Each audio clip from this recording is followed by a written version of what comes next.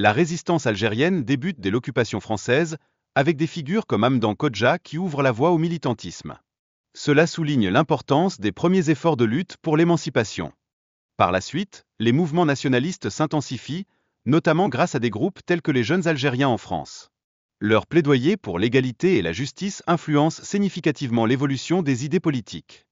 En outre, la diversité des approches de résistance se manifeste à travers des figures comme l'amiral Khaled, qui propose des solutions réformistes. Sun movement enriched le débat sur les droits de Algériens face à l'administration coloniale.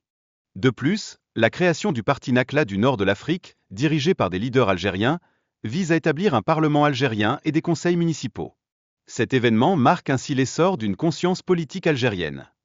La fondation de l'Association des savants musulmans algériens par Abdelhamid Ben Badi vise à défendre les valeurs culturelles et religieuses du peuple algérien.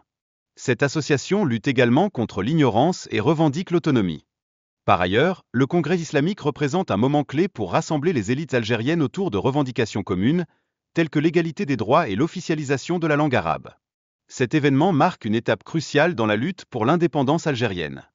Dans une dynamique similaire, des leaders comme Ahmed Ben Bella et Mohamed Boudiaf décident l'organisation d'attaques militaires contre l'ennemi, marquant ainsi un tournant décisif dans la lutte anticoloniale. Lors d'une réunion historique le 25 juin 1954, une commission révolutionnaire est créée pour préparer une révolution nationale. Cette réunion est essentielle pour unifier les efforts de résistance.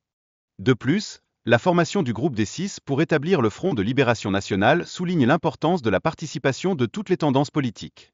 Cette approche favorise ainsi une plus grande adhésion populaire à la révolution. Les attaques se déroulent dans plusieurs régions, dont Constantine, Alger et Oran, entraînant la mort de 21 personnes selon les rapports de presse. Ces événements choquent profondément la population. Dans ce contexte, les médias internationaux rapportent ces événements, mettant en lumière l'envoi d'aide par la France pour soutenir ses forces en Algérie. Cela illustre l'ampleur de la réponse gouvernementale. Il convient de noter qu'à l'inverse d'autres pays du Maghreb, la France refuse d'abandonner l'Algérie, ce qui exacerbe le conflit. Ce refus alimente ainsi les tensions persistantes. De surcroît, ce discours met en avant les contributions historiques des femmes algériennes, soulignant leur engagement dans les luttes pour l'égalité et la justice sociale. L'importance de transmettre les valeurs culturelles et historiques est également soulignée.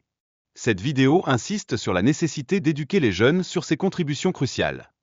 Enfin, la figure de l'homme en tant que soutien aux femmes est mise en avant.